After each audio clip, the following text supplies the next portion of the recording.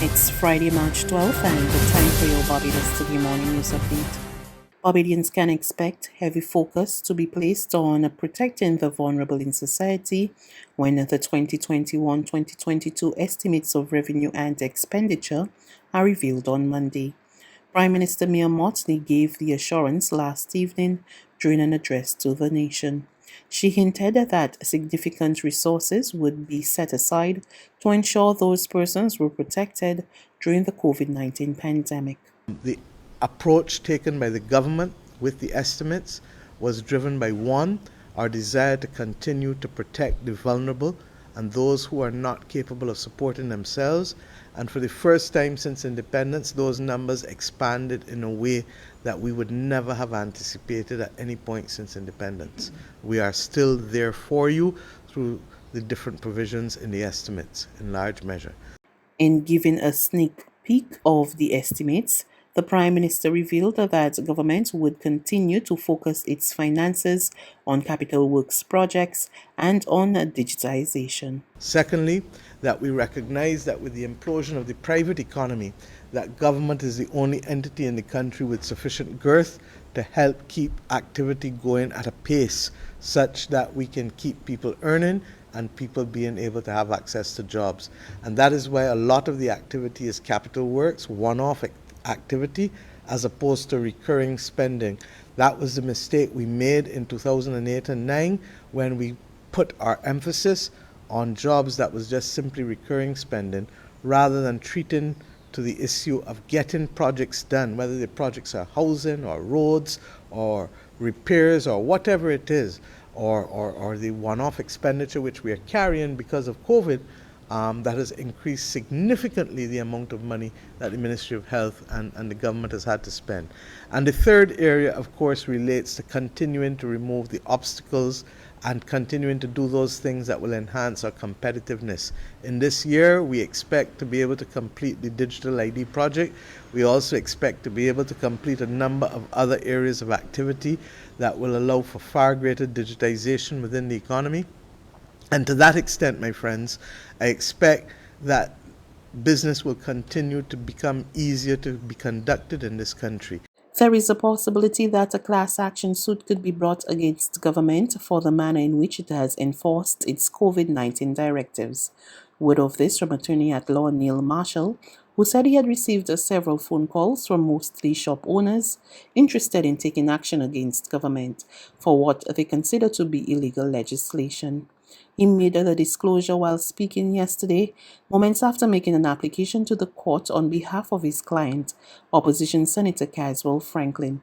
Franklin is questioning the validity of government's COVID-19 directives and is charging that they were not implemented in accordance with the laws of Barbados. I have actually been inundated with calls from persons who want to bring an action, and there is a very likelihood that we could have a class action in this matter. But I have really advised my clients who are so interested that, look, we have at least about 3 of these matters that will appear before the court, and they're all going to be substantially the same. And I don't know really what it would do to add to inundate the registry with individual filings or even a class action suit in this matter. But that what we should do is at least see how this matter plays out, and they can take whatever course of action they so desire if they have suffered any sort of loss or injury by these measures. A threat to public safety. That's our spokesman for residents of Douglas Development in St. Peter is describing the site of the former District E police station. Years after the decommissioning of the site, the government's upkeep of the area had been consistent. But according to the spokesman, it has been well over 2 years now since work had been done, with the site now covered extensively in bush and debris. The retiree, who requested anonymity, said he had spoken to a number of officials about the situation, but nothing has been done. He is now, however, expressing hope that the situation would be addressed at the soonest possible time, as the area has now created security and health problems for residents. There's regional and international news after this short break.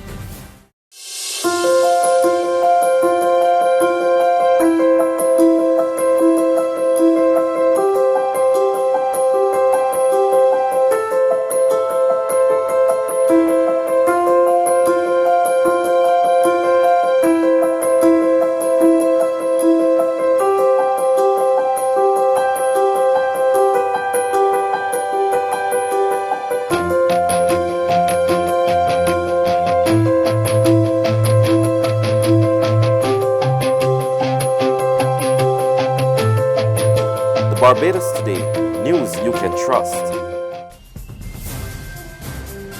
To news from the region. Students in St. Lucia are expected to return to the classrooms in April for face-to-face classes. Prime Minister Alan Chasney made the announcement while speaking on UWP Talk Radio Sky FM. He also revealed that there would be an adjustment to the curfew hours in the country. We are allowing persons to go out on their own personal boats, up to 10 people. We're allowing family meetings or gatherings. And you said personal boats. That does not mean the boat rides, huh? That doesn't mean the boat rides. We're not allowing that yet. Okay. We're also allowing persons to have gatherings of 10 people or less in their home. Mm-hmm. And what we're going to do, Champagne, well, we're looking to reopen the schools on April 16th. Oh, wow. We need to ring the bell on that. Boy, all of us. Yeah. You know, we need to work hard to That's make sure. right after Easter. Right after Easter. Yeah. But what we're going to do is from April 2nd to April 6th, we're going to bring the curfew back to 7 o'clock.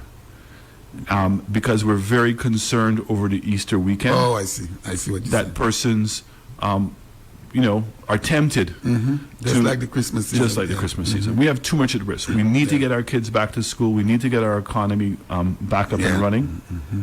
We need to continue to protect people and continue the progress we're working on right now. And finally, U.S. President Joe Biden on Thursday signed the $1.9 trillion American Rescue Plan Act into law, finalizing an early policy victory that will send much-needed aid to millions of Americans struggling with the COVID-19 pandemic.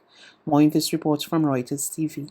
U.S. President Joe Biden on Thursday signed into law his $1.9 trillion COVID relief bill, one of the largest economic stimulus measures in American history, and Biden's first major victory in office. And I believe this is, and most people I think do as well, this historic legislation is about rebuilding the backbone of this country and giving people in this nation, working people, middle-class folks, people who built the country, a fighting chance.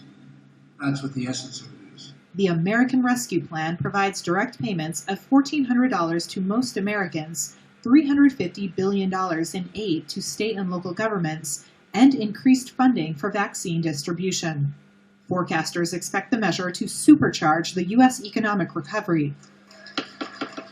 Approval in the Democratic-controlled House came after weeks of partisan debate and wrangling in Congress, and despite the fact that not a single Republican lawmaker voted for the bill in either chamber, even though it is popular among Americans. That's news. But for the very latest, visit us at www.barbadostoday.bb.